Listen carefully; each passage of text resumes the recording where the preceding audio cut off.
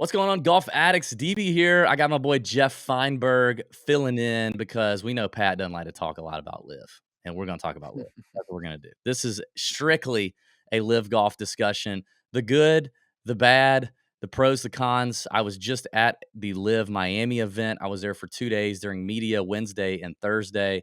Learned a lot. Saw behind the scenes, kind of the secret sauce in a lot of ways.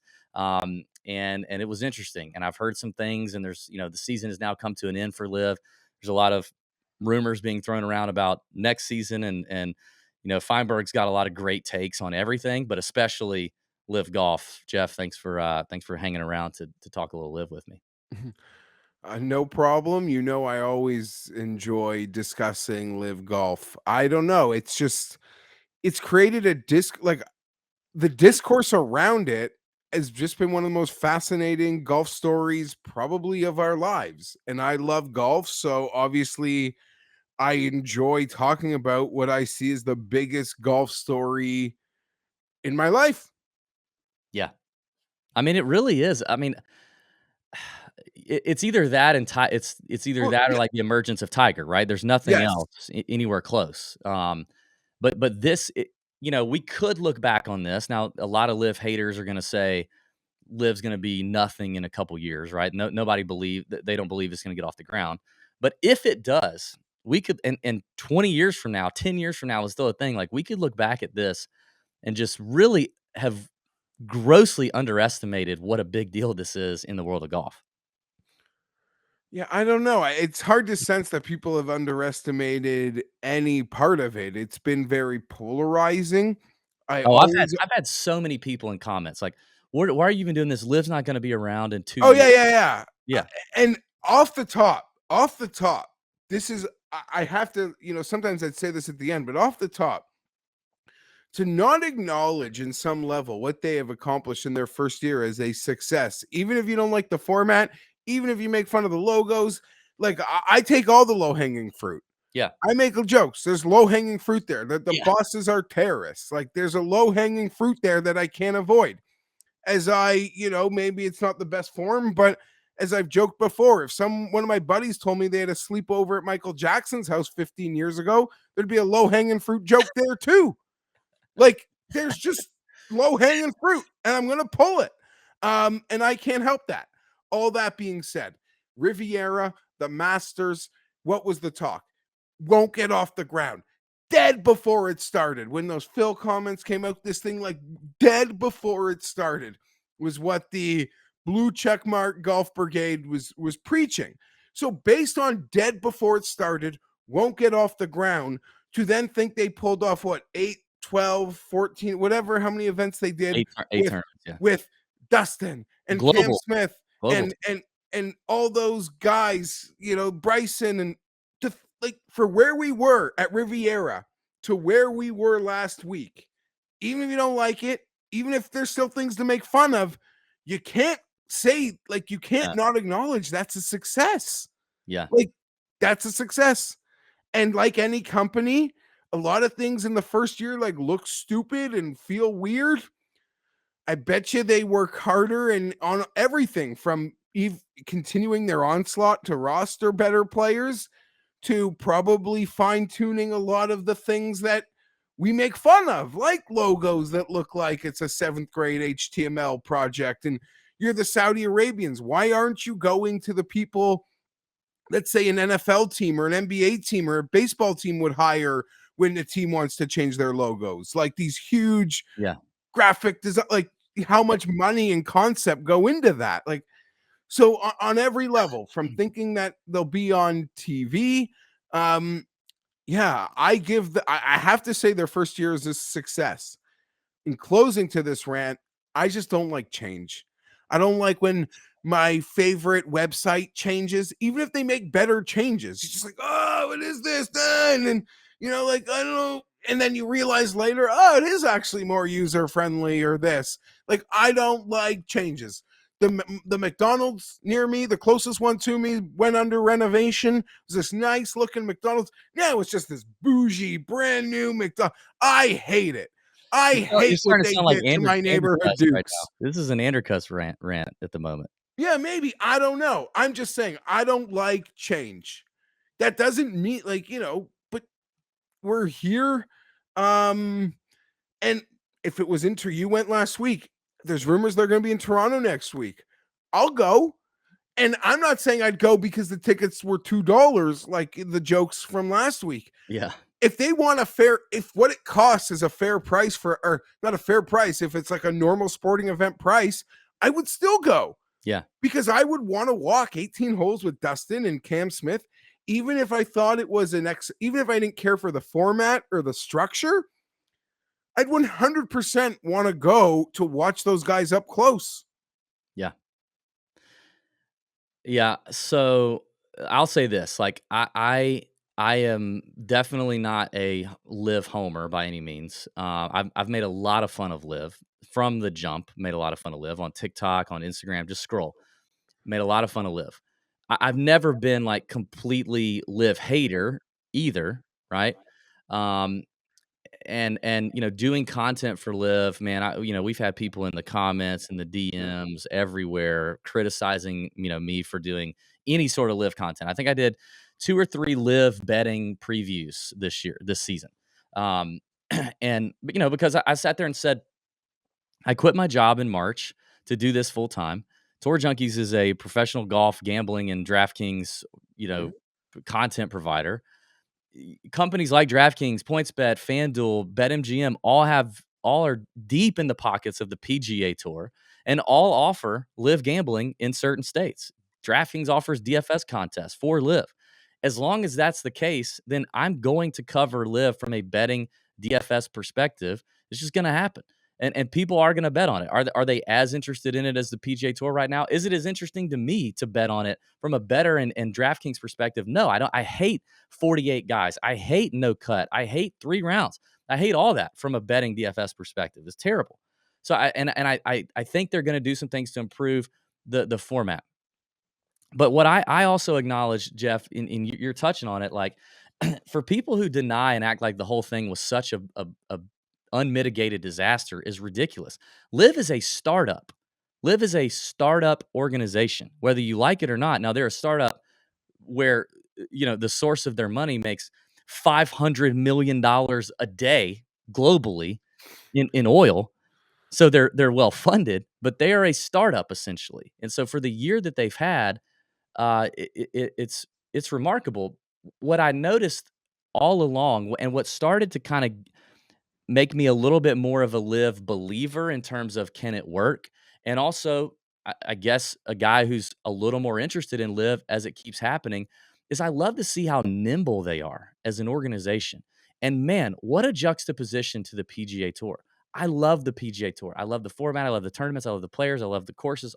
A lot of it. But and I know it's a big ship, and it takes a lot to steer it and turn a big ship around.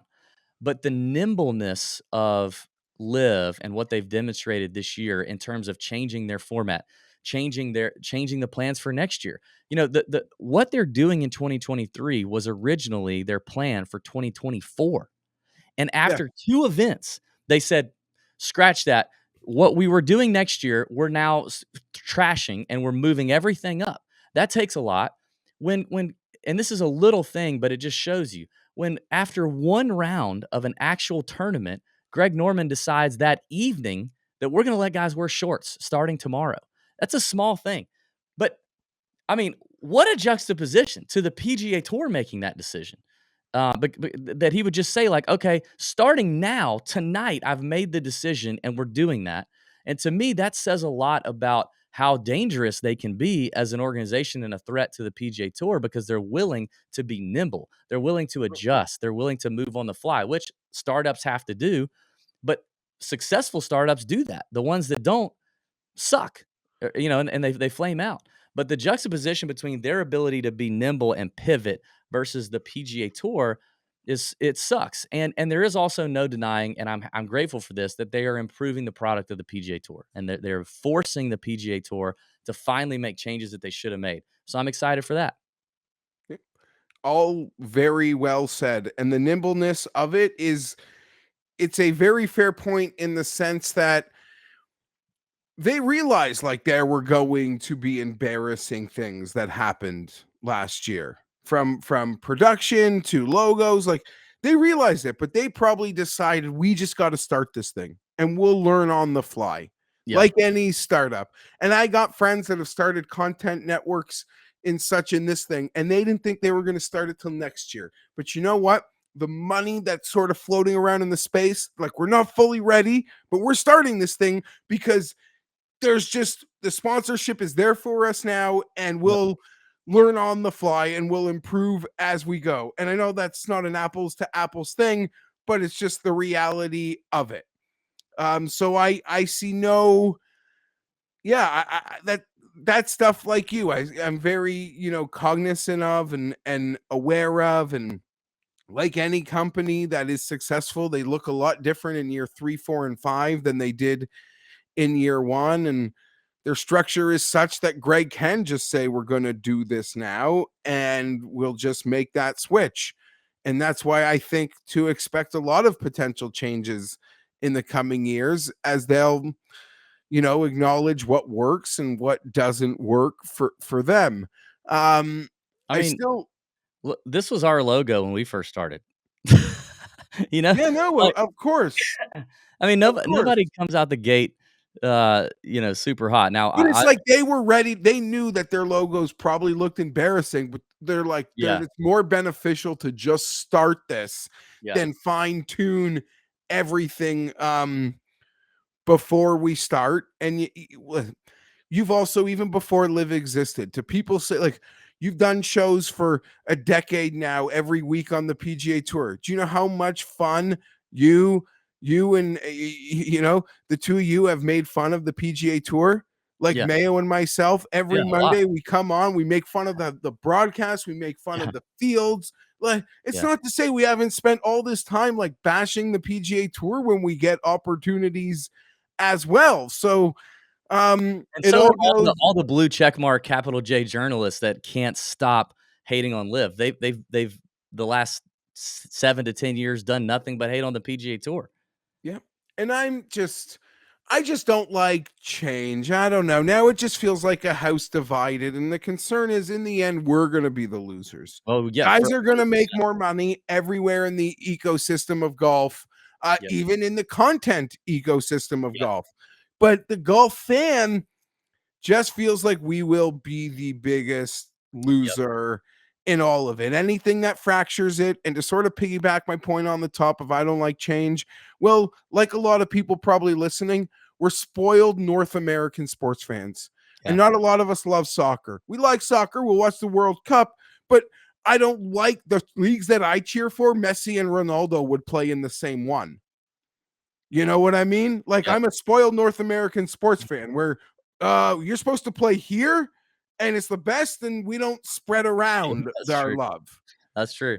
So And that is what is sort of in my mind. But I totally get when a player like a Cam Smith, forgetting having the exemptions, is just like, no, this lets me play golf, make a lot of money, live at home, be yeah, with like my actual friends and family. That's not to say I'm not going to keep my beautiful Florida home and boats, but the PGA Tour is pissed on Australia. They've taken a giant yeah. dump on Australia. So what loyalty should some of those players have? Again, like I don't know, this conversation I could go all over the place in it. Yeah, and I know you don't have Yeah. unlimited time, so what you can do is whenever you need to go, well, I'll let you drop, and then I can hang it by myself. But I learned a lot when I went to to the Live event in Miami as media. One of the things that I've heard, or that I heard from a player, is that next year, speaking of, you've remarked on the branding a couple times.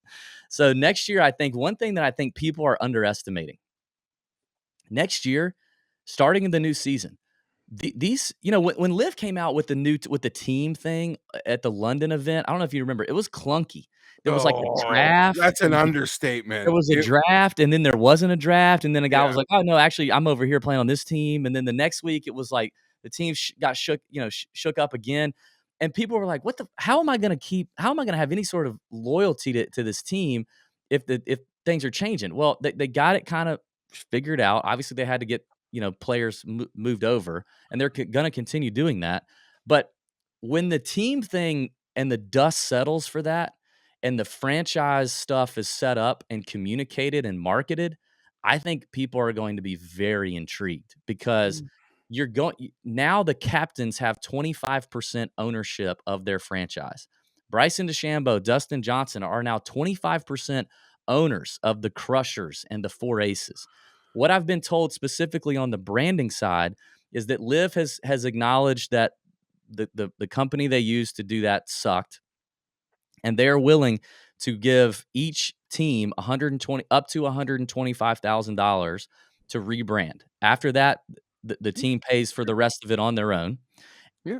Starting next year, there is no more gravy train either from the LIV team side of things. For example, this means that money won on the golf course is going to the individual play. Money won by the team goes to the franchise. Okay. Now, I'm sure the franchise will have arrangements of how they disseminate that money Yeah. down, that funding down to their players, but it is not automatic starting next year that if Pat Perez finishes DFL and the Four Aces win, that he gets a $750,000 paycheck made out to Pat Perez. That team money is going to go from LIV to the franchise. Then the captains are going to get a larger chunk of that money, and then whatever their arrangements are with each player as they sign them individually will be disseminated. That's the other thing too, is that player contracts will be with the franchises, not with LIV Golf. There are a couple players already that have that deal established, where they actually signed already with the franchise and they don't have a LIV Golf contract. They were kind of ahead of it. But I think when people start to see Bryson DeChambeau, Dustin Johnson, Cam Smith, Phil Mickelson, Brooks Koepka as owners / players of these franchises and how they operate, including recruiting players from outside of LIV, including recruiting players from other teams within LIV. I already know for a fact Taylor Gooch is not going to be on the Four Aces next year. He doesn't want to play for DJ, and he wants to go to a different team, and it's already set up. I already know that Matthew Wolff is supposedly a free agent right now, and he's entertaining offers from other LIV teams. When all that stuff starts to come out and get fleshed out and marketed by LIV, I think that's going to intrigue the hell out of a lot of especially young golf fans. Maybe. I don't know. I'm not totally I have no idea on that. I don't necessarily agree with it. I'm not here to fully disagree with it. I think there's just been a lot of weird jargon, like especially from Norman when he addresses like, and we all see it. You golf, you live, you don't just do golf content. You're very much in Yeah. like the Yeah. golf world. The amount of people that have found golf in the last 3 or 4 years that have no interest in golf or betting or have no allegiance to PGA Tour or LIV, that even if they found golf at Top Golf, like, which is fantastic, like that's their entry point. Yeah. That's incredible. Greg Norman talks as if those people like are going to pick LIV, and I say that like when me and my wife go to the bowling alley on a couple's date, like I'm not like interested in the PBA the next week. Yeah. Do you know what I mean? Like I don't understand how Yeah. that correlates at all. But there's a couple things like these are almost my two main points about where maybe they could be in some level of trouble. In for one, I think the biggest, most polarizing thing that happened this year in the LIV VPGA was 1 week you had Henrik Stenson tell the Ryder Cup flip them two birds, and whether there's the conspiracy that they paid him, like, you know, that was all he leveraged that from go, like he almost agreed to be captain knowing that would get him much. I don't even care. And then that week, that very week, he like literally flips off what is as important to maybe golf fans as the Yeah. Masters, the Ryder Cup, like even the most casuals love. Like you have buddies who don't even like golf and they'll watch the Masters, but they love football and they just love the Ryder Cup because there's cheering and you get booed and heckled, all of that. He gave that the double bird. And Yeah. he went out the next week and won the event, which was like another 4 million just in his pocket. And nobody gave a shit that the people who are going to inherit, the only people that would have given a shit are the kids that are going to inherit Henrik Stenson's money. And then the very next week, Tom Kim arrives at the Wyndham, and it was magic. And it was just like, you cannot. And that Stenson story, in my opinion, got underplayed. Like the entire sporting world should have made Yeah, a bigger deal about double birding and then winning 4 million, like in the same week. Like that was like that didn't get enough, like, I and it agree. kind of just showed me like no one cares. Like no one cares because this is an actual story and no one cares. Tom Kim, that felt freaking magical. And you can't buy the magic. The magic That's is true. not for sale. There's that part of it. And also, would you agree, or your opinion, the FedEx Cup, it's existed a long time. Would you say it has resonated with the American sports fan? No. We'd probably all agree no, Yeah. even golf fans.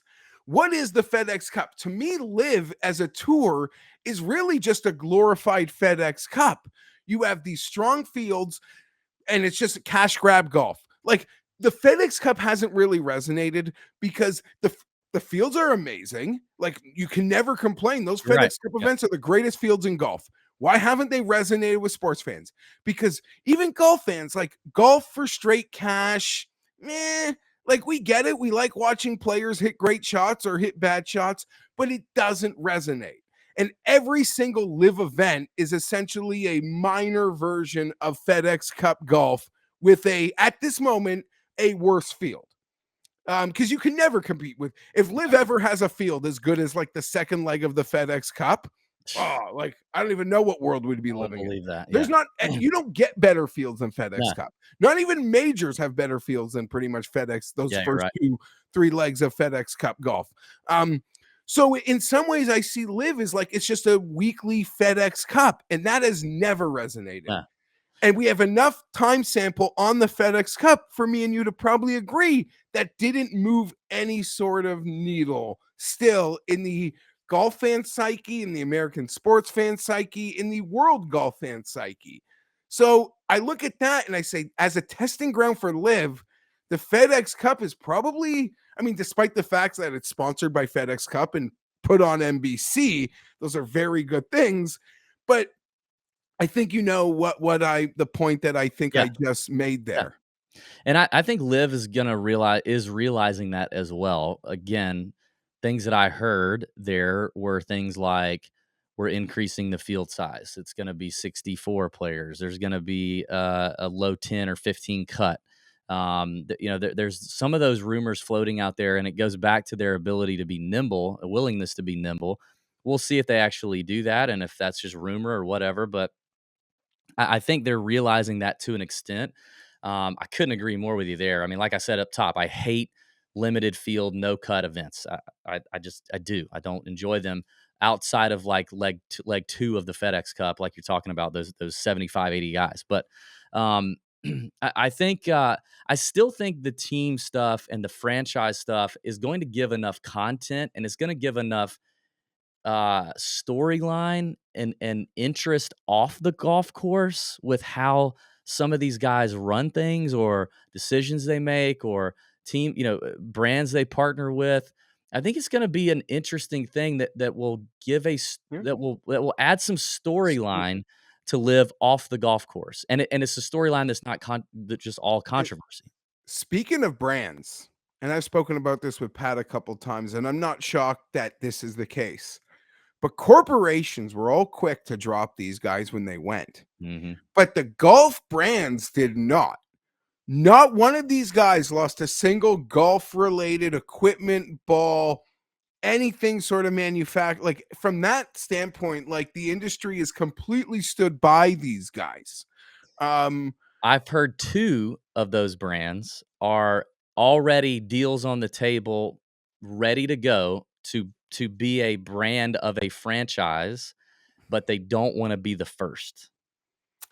yeah, they just want to see it like kind of be normalized before they like say Yeah, we'll do it. And that doesn't surprise me if you're going to tell me Cobra is willing to yeah, just buy into the Bryson like yeah. that's just what came to my mind instantly. It would make sense. To hear if that Cobra was going to invest or be a part of that Bryson team, that sounds very normal Yeah, to me. And yeah, I could see them not wanting to be the first. And, Yeah. there's the beautiful juxtaposition of, like, us hoping Ricky Fowler continues this great form that he's shown in the fall and becomes just a normal PGA Tour golfer who can make cuts and once in a while contend, and we would get to see him play with these young players that we love now who have completely, passed him would be an understatement, but yeah, I not even to turn it into that. I think there's nice stories on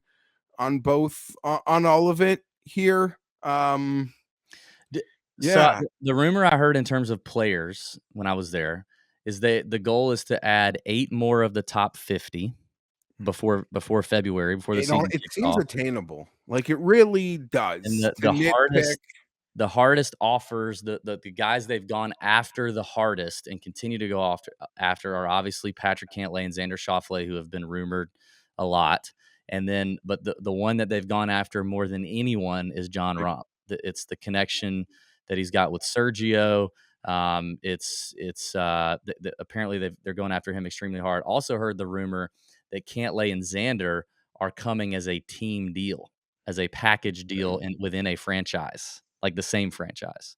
that Um, makes sense. I would, I'm worried that you're gonna say there's Victor rumors. I I didn't hear mean, any I heard nothing about Victor. I heard nothing about Victor. Obviously, um, the Golden Boys like Scheffler and Spieth and JT and Morikawa, Rory, didn't hear anything about any of those guys, but those who 3 didn't Rom? Rom was pretty.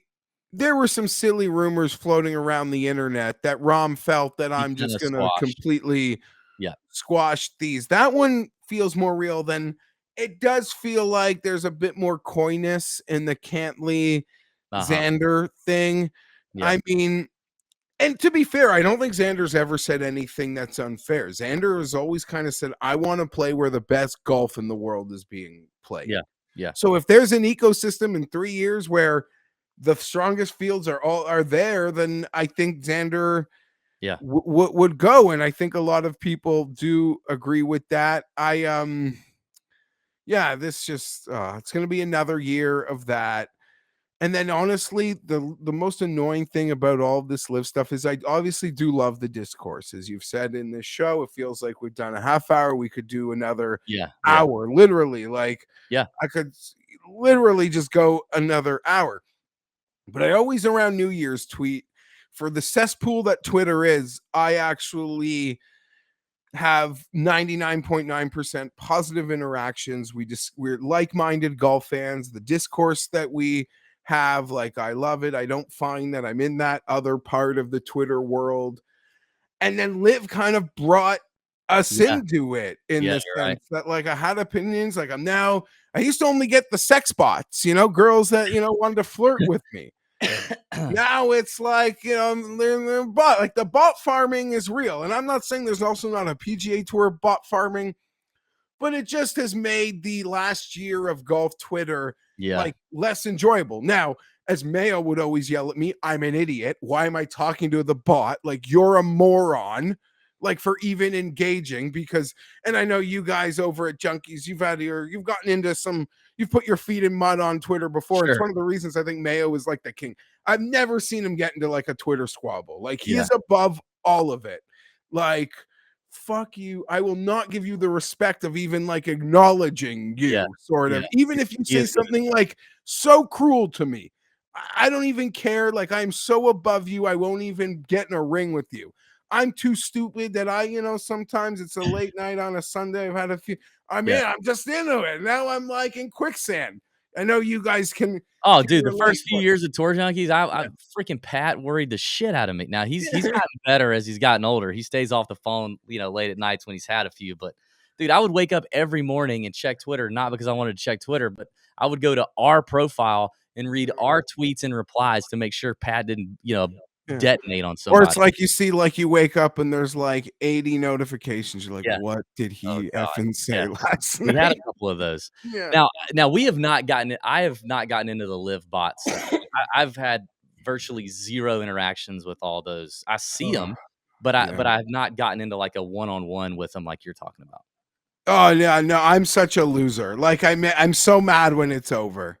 because I just gotta like congratulate them on being born. Because to me, it's like who like, Twitter's a cesspool. Like you decided in June of 2022, today's the day I'm gonna try Twitter. No It's better almost time to join Twitter than it's now. I would always make the jokes. I don't know if you remember that Texas Rangers, I think he's an Atlanta Braves coach, Ron Washington. He got busted for cocaine and he literally said like he tried it for the first time at 68 years old. So it's like you're telling me you made it like that whole way through life. You played with Tim Raines and you survived that. And then there's one day in your 60s where it's like, you know what? Today's the day I'm gonna try this cocaine Damn, thing. dude. A Tim Raines reference? I did not see that coming. No, You are the and king of it's like, content, Geoff Fienberg. that's just I feel the same. Like today's the day I'm gonna try this Twitter thing. Like, no, Let's no, let's go no. let's go 30 seconds and just name random old baseball players. Ready? Yeah, you wanna I'll go go one on I know. one by one? Yeah, yeah. Andy Van Slyke. Chris Sabo, Oh, good one. Jeff Blauser. Benito Santiago, Oh! Talk dirty to me. Uh, Pudge Rodriguez. Otis Nixon. Fucking loved him. Face like chewed Yeah, tobacco. a chewed caramel like your kids got at Halloween last night. Yes. Andres Galarraga. I love that. Jeff Brocious, Ooh. Um, I'll see your Jeff Brocious and raise you a Jeff Bagwell. Mark Lemke, Oof. Rafael Belliard. Pat Borders. I had to go to my Jays. Ooh, I don't know who that is. I was gonna say The Joe Carter. I was gonna pull a okay. J out on you Well, you before. could okay, yeah, maybe I should have gone better than that, yeah. What was the guy, what was I was about to pull the guy from the Twins when they won the World Series, like, redneck white trash looking guy with the long hair. It was like Kent Herbeck? No. no, he was the evil first baseman, I remember him. This guy played like Mulholland? no, Terry Mulholland? no. This guy played, like, outfield, I think. He was skinny, looked like a cracked out trailer park, long hair to here. God, he played with, like, Puckett, Herbeck. Yeah. Anyway, well, that was fun. You gotta go or you good? Nah, yeah, it's You gotta go, don't you? You got yeah. content to do. I got a couple things I gotta get done, but hit me up anytime. Throw it Thanks, down. man. Do live Enjoyed it. part 2. I don't know. I could We'll do do it. another hour on it. We'll do it. Thank you, Later, Jeff. boss. All the Appreciate best. it. All right, that was Geoff Fienberg. I guess I'll talk a little bit more about LIV. I've had some people ask me about my experience. First of all, like, I guess let me elaborate a little more on why I went to the LIV event and why we cover LIV. I talked about it a little bit from the betting DFS perspective, considering this my full-time job, all that stuff. But I we also have friends on the LIV tour, like Harold Varner III and Charles Howell III. Oh, I guess we're really good with thirds. Um, those guys are our friends. We've known those guys. We've known Harold for 6 years now. Um, we've been friendly with Harold for a long time. He's been good to us. Charles, I've known for now 5 years. Pat's known his whole life. He grew up at Augusta Country Club, right there with Pat.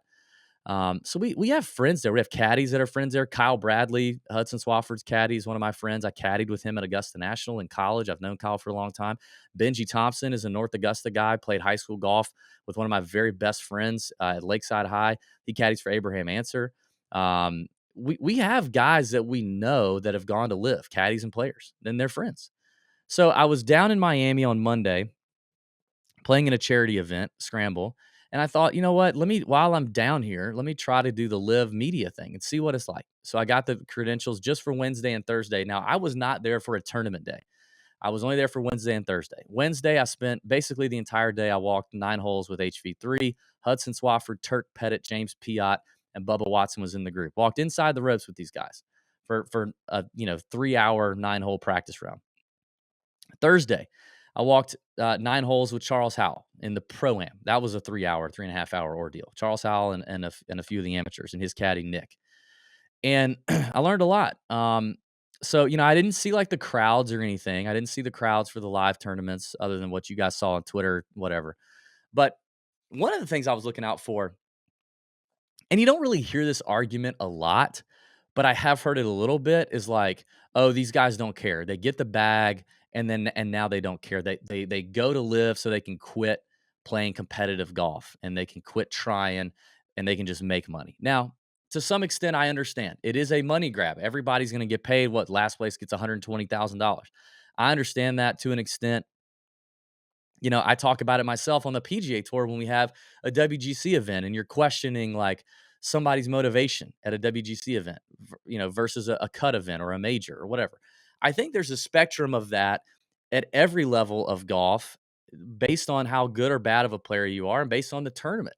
I think there's a spectrum of that, right? Like, I mean, how many years have we gone to Brooks Koepka events where he's played and it wasn't a major and questioned his motivation because his record at those events was poor outside of major championships? It was like, dang, does Brooks ever actually care if it's not a major? I mean, does DJ actually care? We questioned that about some of these guys even before they took the jump. So I do understand that to an extent. But let me tell you what I observed just with the players that I named that I walked with on Wednesday and Thursday. Without a doubt, they were all working. Okay. They were all trying to figure out how to play the golf course. They were thinking about the tournament ahead of them.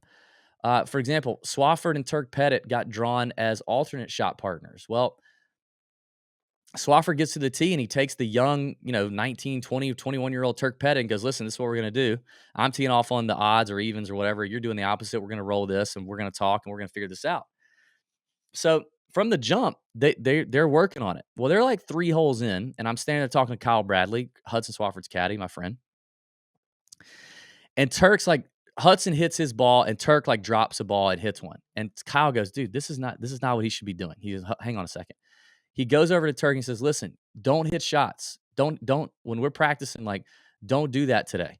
Don't hit shots from places that you may not end up being in. Like, it's just gonna mess with things. Like, we're playing a true alternate shot today because that's what's gonna be best for the tournament come Friday." And I thought that was interesting to see a caddy correct a young player and say, "That's not how we need to do things here. This is how we're going to prepare, and this is why it's best to prepare this way." Thought that was interesting. HV3, every tee box, HV3, Charles Howell, all of them, every tee box, talking through line, talking through trouble, talking through where the miss is, talking through, is this the right club? Like they're not just out there dropping the ball on the tee and hitting like we would on a casual round of golf. They cared. Charles Howell III on one par 3, I remember hearing this. He's like, he gets the number and he asks about the wind, and he says, "Well, what's the wind gonna do? What's the wind projection for tomorrow?" Which is the next day they were playing. And his caddy's like, "Well, tomorrow it's gonna be down." And he said, "Okay, well, I still want to hit this club and see how far we can get it so that tomorrow we understand if we can use this in the wind or not." And his caddy's like, "Go for it." So like they were preparing and making notes for the day coming after. At the end of the day, some of this speaks to like the exhibition thing. Like I hear this a lot. I see it a lot in the comments. Lives an exhibition, lives an exhibition. It's not a fair assessment. Okay. Do you know how many? I mean, there are college tournaments that are 54 holes and no cut. Are those exhibitions? Like, I mean, obviously they're not professional events. Those guys can't be paid, but I would argue they're not exhibitions. They're tournaments, right? We have the WGCs. We have the Tour Championship that is 30 guys and handicapped, freaking handicapped. Is that an exhibition? I understand it's one more round than live, but like you can't say that 4 rounds takes a tournament from being an exhibition to a real tournament. That's just an arbitrary number that we're all used to. 4 rounds is just arbitrary. I don't hate the 3-round thing. I don't love it. I would rather it be 4 rounds. I don't hate it as a gambler, as a DFS player. I don't hate it. I really hate the 48 guys no cut. That's what I hate. I want more players and I want a cut to some extent, even if it's not a half the field cut, even if it's the bottom third cut. Just give me some cut, okay? But the 3 rounds versus 4 rounds to me is somewhat. It just I don't. It doesn't really add up. Feel free to drop in the comments what you think about some of this stuff. But think about it and try to be objective before you drop a comment. Seriously. But it's not an exhibition, guys. It's not. These are some of the best players in the world. Is the whole field top to bottom stacked? No, it's not. It's not. But neither is every PGA Tour event. It's not. You're going to have ebbs and flows in a tournament season. But these are some of the best players in the world, okay? And you joke about a guy like Siwon Kim at like Bedminster or something, shot a 87 one round. Well, then the MFer shot a 63. Okay? Like, I understand that we tend to not see that kind of variance in a PGA Tour event, 24 shots. I don't care who you are. If you shoot a 63 at Bedminster, wherever they were, it doesn't matter. A long golf course, tough golf course. That's freaking good. You are a top player in the world. When I say top player in the world, like you're a top 400 player in the world. Anyway, it's not a stacked field top to bottom, but it's some of the best golfers in the world. They are playing on some of the best golf courses in the world. Some of these golf courses held PGA Tour events. Some of these golf courses have held LPGA Tour events, major championships, or were slated to hold major championships in the future. Doral is not an easy place to play golf, okay? They had a 640-yard par 5. It's Florida. It's not at elevation. Like, it wasn't a lot of hills.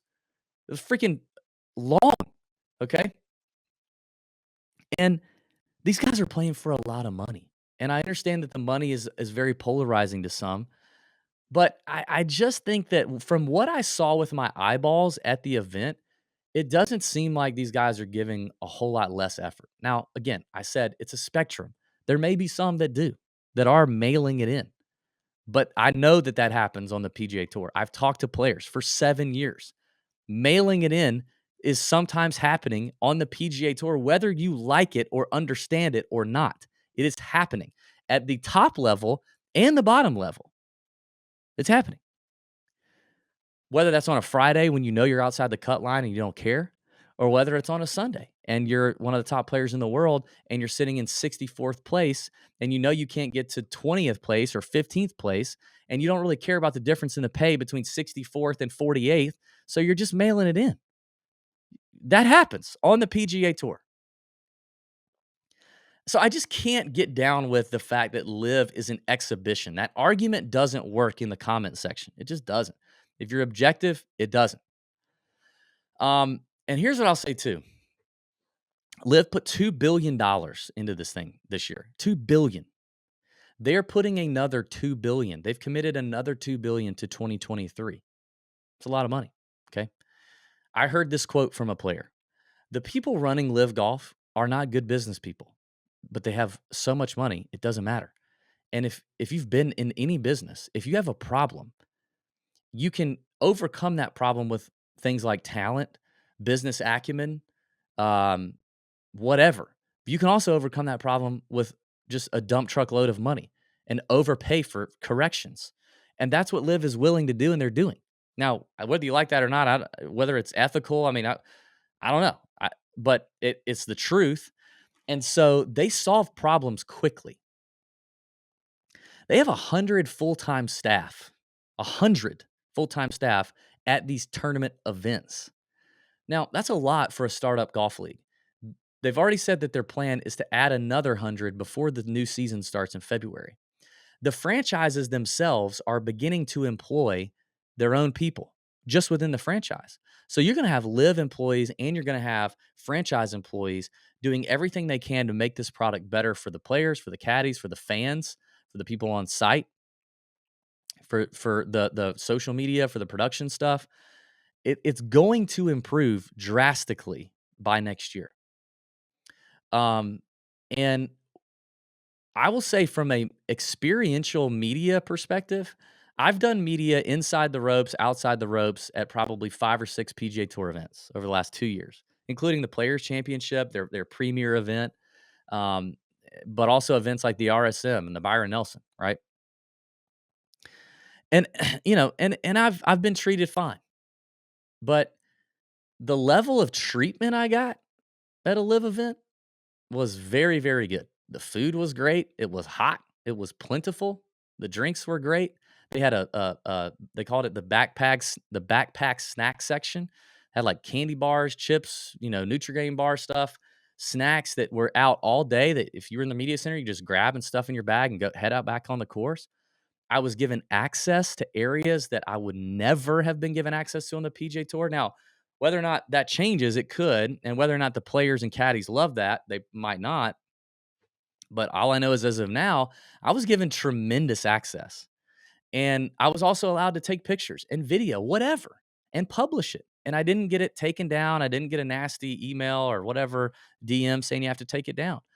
And I understand a lot of the legal implications of all those things. I get that. And I know the tour's running a big business. But I do think there's some things the tour could learn from a media standpoint that Live is already letting you do in letting media project the product that we love and that we want to project and that we're there to cover. Let us project it to the people that follow us and care about our opinion. Um, that was nice. It was refreshing to not have to worry about, can I post this video because it shows this in the background or it has this or that. It was refreshing to be able to do that. So that felt good. That felt good. What else? I mean, I don't want to I just want to talk through my experience, I guess, in terms of there's just some things. There's some things that I think if Liv executes on, obviously the TV deal is big, and the rumor is Fox, and that's the rumor I heard when I was on the ground, Fox. Um, and the TV deal is big, and listen, if they don't have an app that I can track players, then that's gonna not be good for most gamblers. If Liv decides next year they really want to go in and go after the gambling markets, it's gonna fall flat if they don't have an app that I can track. And the problem with that is the PGA Tour, I think, owns ShotLink, or they own the patent on ShotLink or whatever. So I don't know how much money you got to throw at this problem, but a big problem Liv is going to have if they truly want to make diehard fans, especially in the DFS and gambling community, is if you don't have an app that I can track my bets shot by shot, not total score, shot by shot. I want to sweat that. Okay. I'm a degenerate. I want to know that HV3 is in the fairway or not. And I want to know how long his birdie putt is right now. The PGA Tour gives me that. If I don't have that, then from a betting DFS perspective, it's going to suck to track and follow, even if you get a TV deal, because I can't watch it on TV all the time. I'm at work or I'm on a date or I'm in church or whatever it is. You looking at that app. If you're betting on the PGA Tour, like you track that stuff everywhere. If I'm sitting on the toilet, I'm tracking it. Oh, where's Luke List's birdie putt at? Oh, 6 feet. Huh, that's a miss. Maybe a 3 putt. You know, you got to be able to track it. I don't know how they overcome that one, but that one's going to be interesting to watch. Is if they can pull that together. I came from the software space. I worked in the software space. That's the job I quit to come here. It's hard to build good software quickly, but money solves a lot of problems, and Liv's got it. So I think the other thing that a player told me. I'm curious your thoughts on this. The other thing a player told me is he said one of the things that people don't understand when they make the argument, and this is the player speaking here, when they make the argument, oh, Liv is just throwing all this money out and they don't care if it makes money. They don't care. And that's unethical, or it's poor business, or it's whatever. He said one of the things they don't understand is Liv Golf is a small cog in the wheel that is the sovereign fund of Saudi Arabia or whatever. It's a cog in the wheel, just like their F1 teams, just like their soccer teams, just like, whatever other sports they have investments in. I don't know. Just like whatever other categories they're invested in outside of sports. It's a small cog.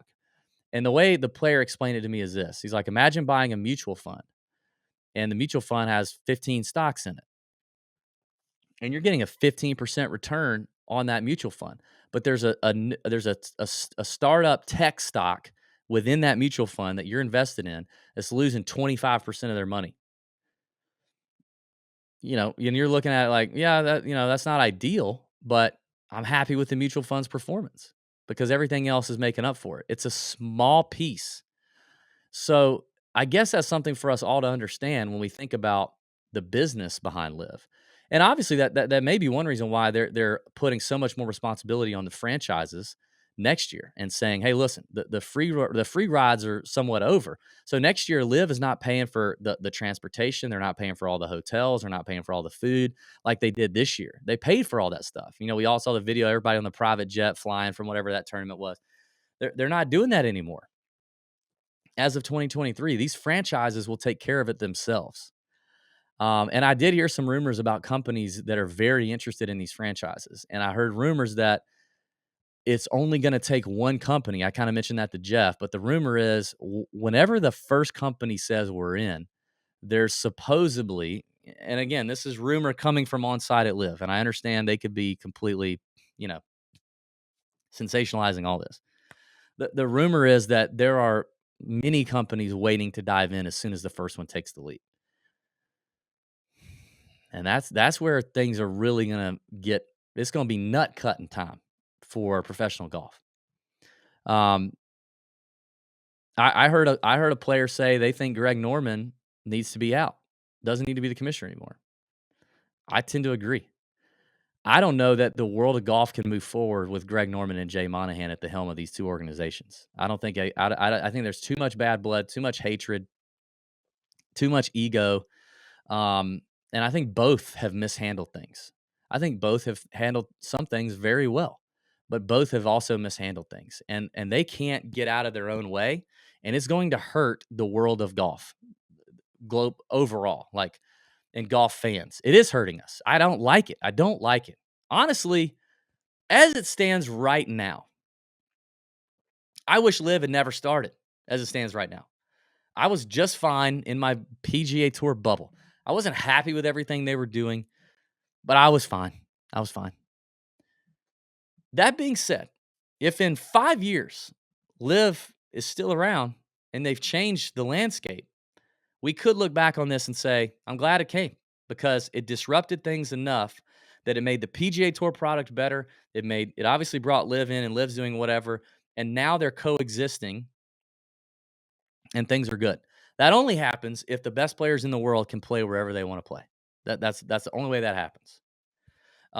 Because seeing a fractured golf world with players over here and players over there that can't ever do this except maybe in majors sucks.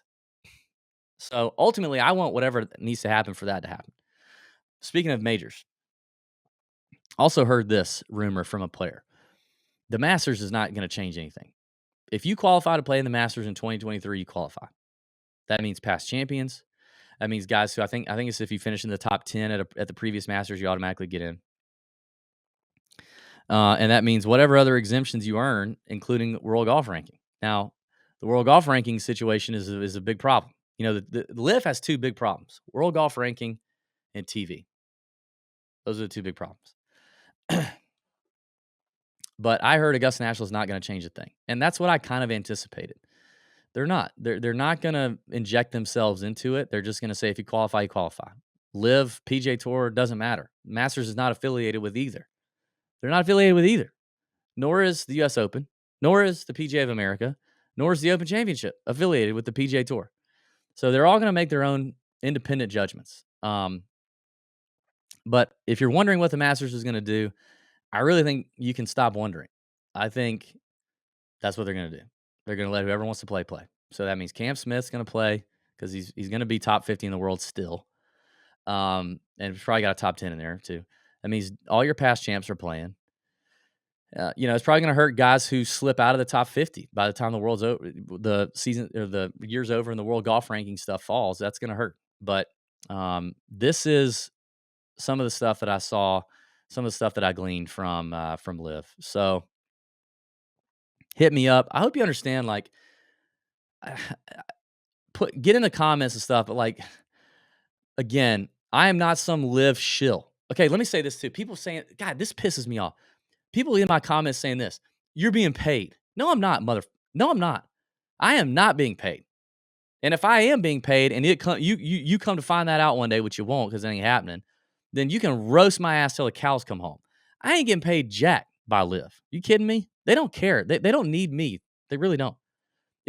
I think there are some bigger, brands out there, media companies out there that may get an offer from LIV, but it ain't the Tour Junkies. We're not big enough, buddy. So I didn't get a dime. I paid money to go to this thing. Not to be a media member. That was free. I paid to go. I mean, it was free to go, but I paid money in airfare and hotel and food, rental car, really crappy rental car. But I'm not getting paid to do jack by the PGA Tour or LIV. First of all, let me say that. And I'm not here to be a LIV shill.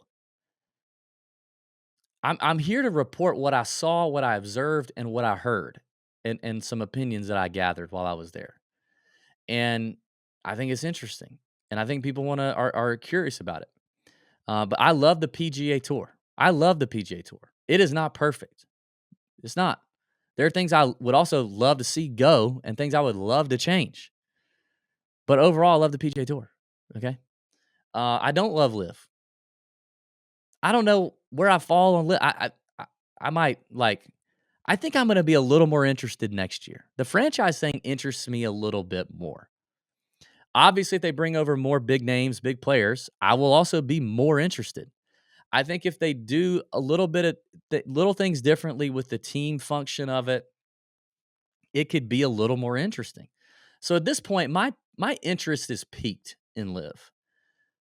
But you know what? Yeah, I mean, like I didn't watch that much LIV stuff this year. I didn't. I did a lot of LIV content making fun of LIV because it was easy, and it is easy, and I'll continue to make fun of LIV. I will. Um, and I'll make fun of the PGA Tour too. It's what I do. It's content. This is what we do. It's welcome to the internet. If you got to do stuff like that. If it's just bland vanilla nothing, like then you don't. Guess what? You don't follow those people. So yeah.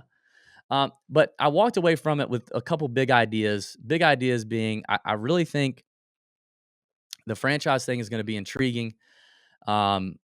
That they're not going anywhere next year, and they're ready to make just as big a splash next year as they did this year. It is not an exhibition. These guys are trying. I don't think any differently than they did on the PGA Tour. And again, that's on a spectrum. On a spectrum. And I think they are well positioned, obviously, with all that money.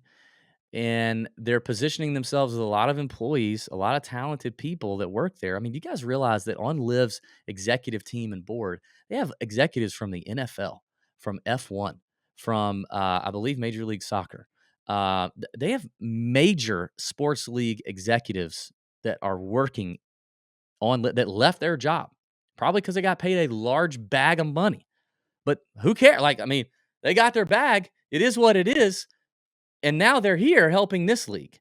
They have a lot of talented people trying to figure it out and disrupt the golf world. And I think they're going to be, I think they have been successful, and I think they will be successful to some extent. So those are some big takeaways for me. And if I hope you're not so offended that you can't, if you think it's terrible that we cover it, then I would say, cool. Then don't consume our LIV content. We will make it very clear when we're doing LIV content. You don't have to consume that. Like, but this should be more prevalent in our society in general. Like, if you don't like something, there are things that I don't like all of, and I can glean the good and leave the bad. Take the good, leave the bad. Like, whatever happened to that? Doesn't mean I have to write off or cancel the whole damn thing. Common sense is not common, apparently, but that's what I would do. Okay, I would do that. I listen to podcasts that I don't like all the hosts or like all of their segments or whatever, but I still glean. I read books that I don't agree with 100%. So anyway, I'm just saying that's what I'm saying. Drop in the comments, share this with a friend. I don't know. I hope this was productive. If you have any other questions about my experience, LIV, hit me up. Slide my DMs, drop me a message, email info@tourjunkies.com if you want to hit me up directly. Oh, by the way, you know what I didn't mention? I did an Instagram story about some of the LIV stuff, and I had a player reach out to me. And this is not a player that I've had much communication with, but I had a young, talented player slide in my DMs and say, I'm very curious about your experience at LIV. I have my own biases, but I'm interested to hear about your experience. I find that interesting. I think a lot of people should consider that and not rush to, "Oh my god, you are me as Liv. You're a horrible person and you suck and you're getting paid." No, dude. Also, there are a lot of your favorite journalists probably that are at live events. I hate to tell you. They're there. They're there observing. That's what we're doing. So anyway, rant over, conversation over. Hope you enjoyed it. Drop me a message. Let me know.